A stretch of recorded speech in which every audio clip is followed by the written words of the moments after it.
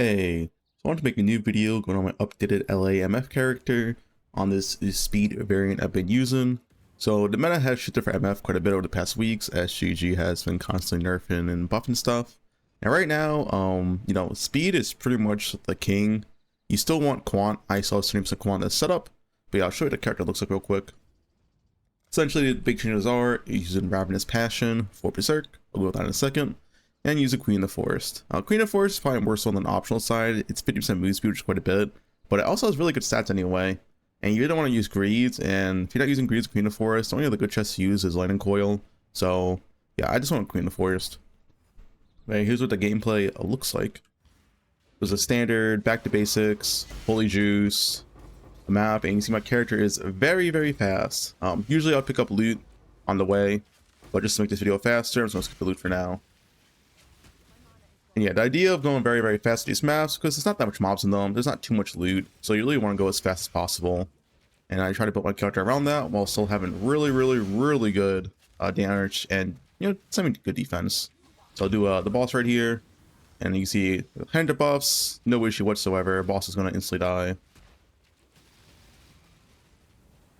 And yeah, so yeah, that's pretty much the whole map. The rest of the map's going to be the same as this. Just a quick showcase. So let's go with the character real quick after I grab these boss fragments. So yeah, let's swap to Ravenous Passion and how this works. So Ravenous Passion makes your rage grants cast speed and spell damage, which is not good, but it gives you this 15 rage after spending 200 mana. Now this is good. So Berserk itself, which is what we're using, I have Berserk and automation. So Berserk itself still gives you that more attack damage, more movement speed, and less damage taken. So even though this does make your rage grant cast speed and spell damage instead, the Berserk is unchanged and it still gives a lot of damage, a lot of move speed, and a lot of less damage taken.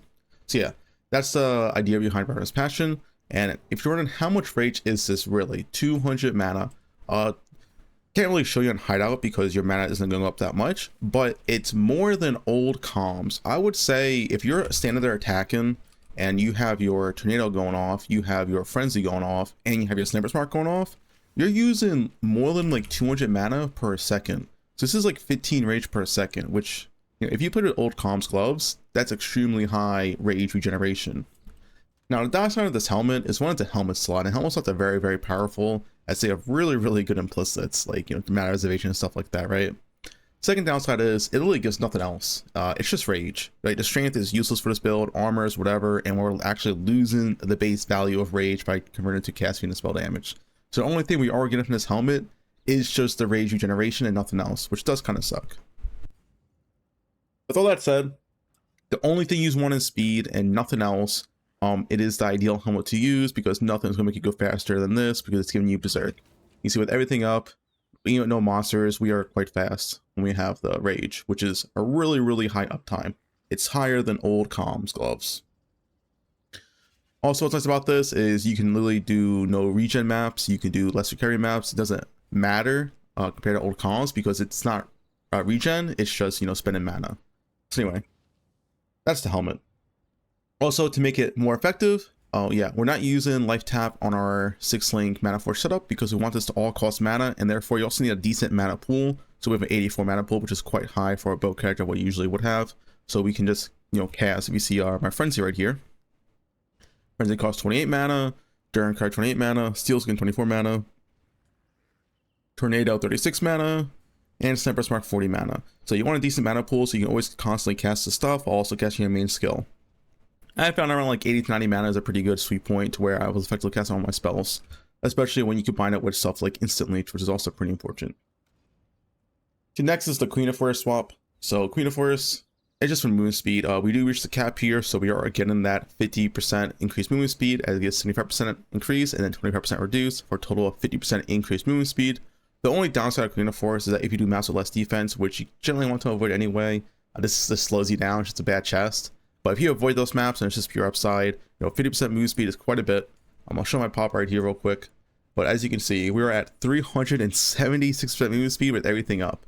If you take off Berserk real quick, we go to 266%, which is still extremely high movement speed. So yeah, Queen of Force once again, just for movement speed, and we still have plenty of quant. Like I said, we have 70% quant right here. So you have 20% on boots, 20% on amulet, 10% from Venturous Gamble, 15% from Distill through Flask effect, and 5% on my Headhunter. And 70% quant with how the mission returns work is plenty enough. I don't think I'm going to replace any more gear for speed. Like, I don't think there's any point in getting moving speed boots or anything like that, because once you're already this fast, you know, I won't really feel anything if I go from like 370 to like 400%. It's pretty much like the same at that point. Plus, Headhunter's also going to give moving speed buffs anyway. So yeah, I think for me, is as fast as I want my character to go for these speed meta maps, just farming scarabs, barrels, whatever, right? So yeah, that's the idea behind these two items. Outside of that, my character is the same from last video. So miniature Fizzbow, miniature Fizz Quiver, a simplex at life. I think life is probably optimal here. As you can see, my life is quite low now actually. And if I take this off, it's 3.5k. The reason for that is I don't really have the points anymore to go into thick skin. And I don't have my 12 passive cluster. So I guess I'll talk about that next. So I don't have these 12 passive cluster or thick skin because I need more points elsewhere now with the setup. So I'm taking acuity right here. You may be asking, why are you taking this accuracy wheel when you're already actually cap without this? The reason for that is for back to basic maps. You know, you're doing maps that have players have less accuracy, which goes from like negative 20% to like negative 50% with back to basics. So your accuracy is going to be completely shit unless you're taking extra accuracy to make up for that fact, right? So back to basics requires more character power overall. And yeah, that's how I'm solving less accuracy. Or if I'm doing, for example, maps that have reduced aura effect. Reduced aura effect goes to 100% with back to basics. So I'm gonna lose my whole precision aura, and the only way to make up the accuracy is if I have, you know, this accuracy wheel.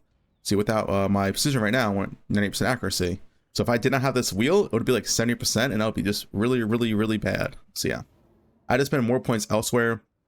So I can no longer use the 12 passive cluster, unfortunately, which is a big life loss, and I can't afford points in thick skin. Other points went into is monsters cannot block. So on tier 17 mods, monsters pretty much have like 75% block with certain map mods, which makes this mastery pretty much mandatory. Of course, you could swap in and out of this. You don't need it for every map, but there's quite a bit maps that have those. And instant leech, like I said, this is also now pretty mandatory. Before I didn't always take this, but now I need this to keep my mana up really, really high to get as much mana regeneration for my helmet. Outside of that, evasion mastery for Queen of Force. I think this is a pretty mandatory Queen of Force, as this gives you a ton of evasion. You see what Flask up or 37k evasion. And then if I take off this mastery and then use my Flask again, we go to 33k. So it's giving us 4k evasion, which is really, really, really good. So yeah, not needed, but we're pretty close to evade cap. I'll show you in the POB real quick. We are at 92% evade chance. If we could fit a Dread Banner, we would reach evade cap. And maybe with Awaken Enlightened 5, I could have reached that evade cap. I'll have to like POB more, but yeah. For now, that's really, really good. As anyone knows, if you play it near evade cap, it feels very, very nice. Yeah, outside of that, regular Venturous Gamble, haven't been able to find a quant one yet. Nimmies, of course, was using Nimmies at LA, it's just very, very strong. Just moving speed gold worms. Maybe eventually get double corrupt or legacy gold worms eventually, but yeah, moving speed gold worms. So gloves change a little bit. Usually I use rage gloves, but here I'm using intimidate on hit. The reason for this is that since we're now getting rage from my helmet, there's no reason to have rage on gloves. And we have no other source of intimidate. And because I have no other source of intimidate, we might as well get on our gloves. It's the second best, essentially implicit after rage. Besides that, it's a crit multi-frenzy gloves. If you don't know how to make these are made from the Limicanic Necropolis. I think Sushi has a video on this. But yeah, very, very easy to make with a double fracture. And spell suppress, chaos res, and life.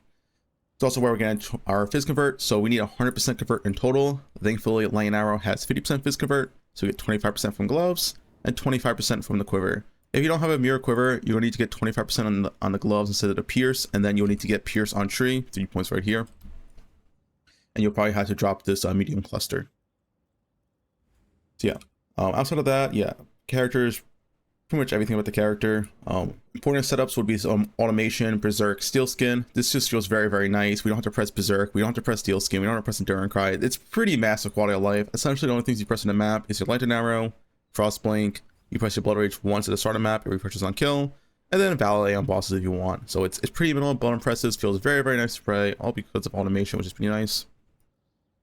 Past that, we have the coat of arms, enduring cry, of course, also feels very, very nice. It's a ton of defense here. You really need to build some defense. It's tier 17s. As you can see in my POB, I would say my character, relatively for MF character, right, is pretty tanky. 40 HP is obviously not that tanky, but for MF character, that is pretty good. As you know, by nature, these are squishy characters, right? So yeah, I can take a few hits, especially when I get Headhunter buffs. I am pretty sturdy, I would say. And I guess talk about it real quick with Headhunter. Headhunter, because of this one scarab, is extremely strong this patch.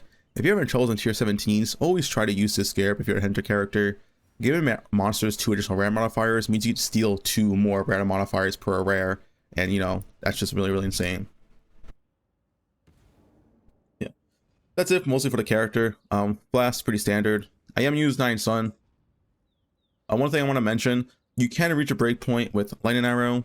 So I'm at PB right here. I didn't update it, but I have 2 AoE radius, and how you use 2 AoE radius is by having a 17% Dying Sun, and then 1 jewel with 5% AoE. So I have 5% AoE in my Thread of Hope, and with 5% Thread of Hope plus a 17% AoE Dying Sun, we reached a 2.0 AoE radius breakpoint. It's on the PB right here because it's not updated. I think I just copy the Flask, go update. Yeah.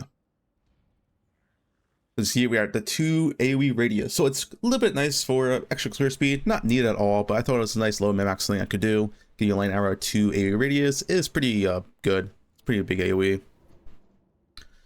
Outside of that, we can talk about jewels real quick. So yeah, launch that up, of course, with Reduce Effective Curse. So usually what I like to do and how I like to solve my curse issues is by getting this corrupted Reduce Effective Curse on all my jewels. Thankfully, this league, it's really easy to do because, you know, Thread of Hope is really cheap. You can go for like a negative, you know, less res one and just double corrupt these until you hit it. It's actually not that expensive in the long run. Reduce Effective Curse on Natural Instinct. Once again, it's pretty cheap. I don't know how much these cost right now. 4.5 divines. If you want to do it yourself, you know, these are really, really cheap. Just double corrupt them yourself, right? And that's it. I like having 1 more. So if you have 3 of these plus the Pantheon, you are essentially curse immune.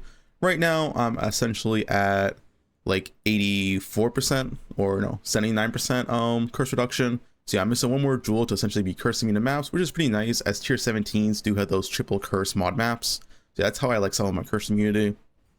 Again, cut the blood from a jewel. So cut the blood from the medium jewel is the easiest way to do it. You can just make these yourself. I believe you reforge spam speed on harvest.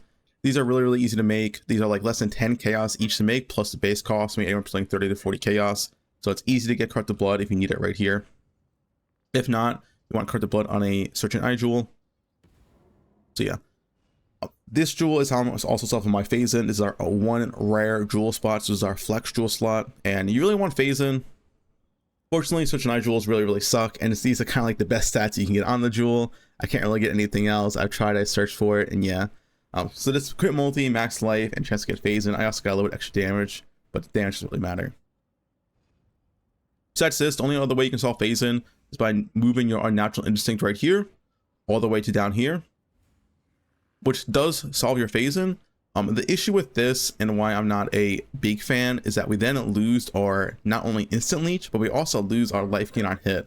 So this is like way more efficient. This spot also gives you recoup, accuracy, life, and ES on kill. And you might be wondering, is ES kill even important? And the answer is yes, with the Headhunter buffs. When you see like 2k ES and you have ES on kill, you probably keep that 2k ES. So yeah, I prefer natural right here. It's way more defensive and way more utility, where this is just damage and phase-in. But you can go for this spot if you do want phase-in. Outside of that, we have the standard 16, 4, 9, 1 Lethal Pride. This is just the best Lethal Pride, just because of a ton of double damage. This one's very, very expensive. Just, you know, get any Lethal Pride with double damage, doesn't really matter. Yeah. And for our large clusters, we're using 2 of these Arc and Shot, Martial Prowess. Their slot doesn't matter. The reason for this is, since we can't really use Feed to Fury because we're not low life Petrified Blood anymore, and since we're not low life Petrified Blood, the gain damage while leeching from Feed to Fury doesn't really work all that well, because we're constantly full life and our leech stops. So that's from Arc and Shot and Martial Prowess on both these jewels. Yeah.